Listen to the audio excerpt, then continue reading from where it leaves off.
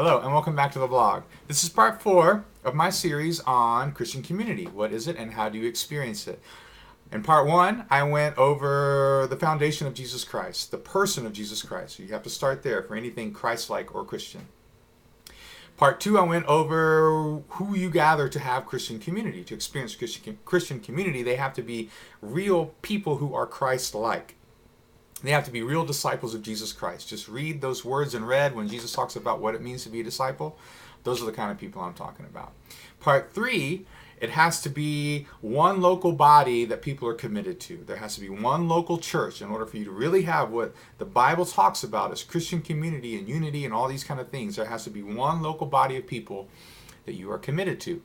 Not very popular in today's day and age. It's becoming less and less popular because of some cultural elements and postmodern elements that are kind of coming around, but it's still the way the Bible looks at things, okay? Now, part 4, I'm going to go over both quality and quantity time. These aren't separate things. These are things that come together to really help you experience community. In fact, they're necessary if you want to experience community. You can't just have quality time.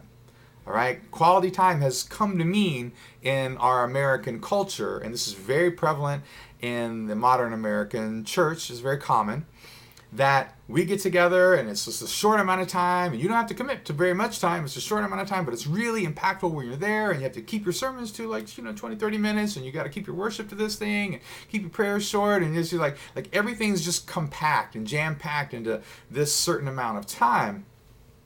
And this is how everything works. It's all the programs. It's got to be here and there, and quality time is important.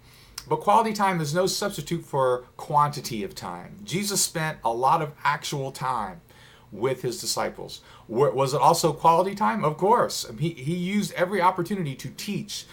There were a lot of teachable moments when Jesus was around, and he took full advantage of those.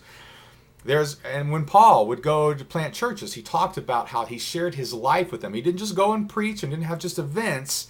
He went and he shared his life with people. They got to see who he really was by him living with them. And that's what you get when you get quantity of time.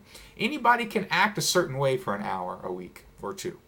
Anybody can put on a face and put on a mask and do a thing for an hour or two a week. You see how people really live and who people really are when you spend a lot of time together. And that's really kind of what people are afraid of. That's really what people are afraid of. When we start spending a whole lot of time together, then they see that maybe you're not as spiritual as you let on. And maybe there's just a lot of times in your life when you're just real and you have to be honest and you have to be just kind of open with people and vulnerable, okay?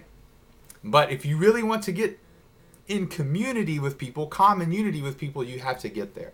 You have to get to being intentional about setting aside large blocks of time with people and within those large blocks of time, also going deep and having quality within those large blocks of time. But neither one is a substitute for the other. The amount of quantity of time isn't a substitute for quality time either. And so they have to be together. They're kind of two sides of the same coin. And so if you have that, you'll start to experience Christian community. So that's part 4, both quality and quantity of time. That's how you'll experience it. So God bless, and I hope everyone has a great day, and I'll talk to you soon.